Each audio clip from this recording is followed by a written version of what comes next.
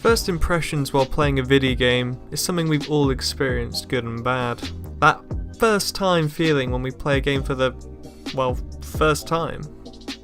I'm calling it that in this video because the feeling that I'm talking about kind of extends much further than just an impression, through an entire playthrough in some cases. The best ones that we experience are the ones that stick with us for the longest time.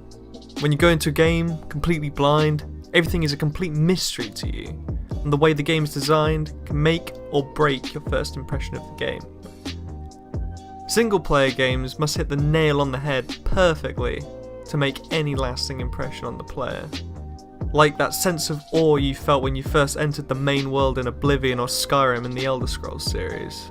While multiplayer games can be a lot broader and wilder, like playing Mario Party with your friends and having a fun old time, every experience could be different depending who you play with. Another example would be Sea of Thieves. While lacking any substantial content, your first time playing the game could be amazing with your friends, depending how you choose to play. Whether it be seriously or just firing yourself out of a cannon at random shit just to see what happens. The single player first impressions or playthroughs are what require the perfect balance in design, and it's where you're subject to a lot of the elements the game has to offer.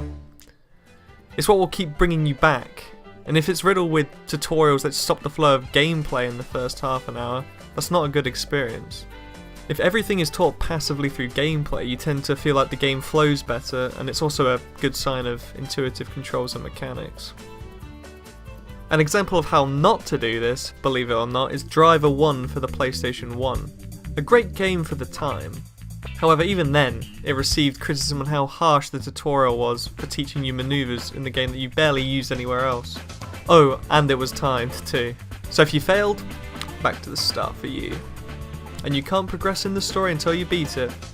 I remember when I was younger I couldn't actually beat it myself, so I just got my dad to do it for me. Damn, I missed out on some traumatic experiences there. Now let's talk about the games that do it right. One of the games that comes to mind for me is Dark Souls. You go through the Undead Asylum, getting used to the controls and beating your first boss. You're satisfied with your victory, but no, BAM! You're thrown into Firelink Shrine and you're like, what the heck do I do now? Well, that's up to you. You can wander around aimlessly or speak to NPCs to help give you a hint, but everything you accomplish from there on out is on you. I'll never forget the sense of mystery and amazement I felt when being put into that world. Trying so many times to beat those fucking gargoyles and then eventually beating them. Hands sweating, shaking with the victory achieved text on the screen. It's something that you can only experience once in a game. Or possibly even an entire franchise. The sense of something brand new, and how you found it all yourself. Dark Souls is definitely one of those games which does it perfectly in my opinion.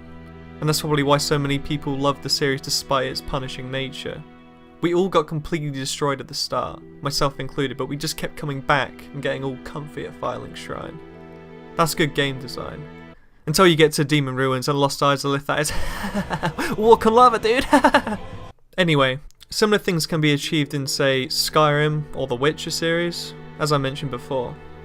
It's hard to describe it, but the sense of awe, I keep on using that word, and how you feel in these worlds really stick with you, and how everything you find feels like your own. Now, all of these games which I mentioned previously were all open world RPGs, but the same effect can be achieved in linear games. One of these games that I like to go back to is Undertale. The game is oozing with charming characters and environments. It's difficult to stop yourself from playing all the way through in 1 or 2 sittings. All playthroughs afterwards in all of these games have much less of a wow factor in comparison, and you won't be able to reach that height of curiosity you first experienced in your first playthrough, which is sort of tragic in a way, but only because that first experience was so good. And some games can hold up this feeling of awe and mystery that I mentioned earlier a lot longer than others. And when it wears off, and we're done with the game, we go to new ones, hoping that'll be the fresh new experience that we can talk about and share with our friends. I guess that's why we love video games, and that's what separates itself from other forms of entertainment. And in the end, isn't that all we could ask for? Just some fun times and memories to share? Yeah, I think I can sleep comfy tonight knowing that's the moral here. Damn, that's fucking wholesome. Thanks for watching. If you like this topic, come and join my Discord where we can get comfy and talk about games and shit, or drop a comment, I'll enjoy reading it. Or support the channel on Patreon and be a cool kid. I've got no names to read out in this segment at the moment, to be honest, so have a good one.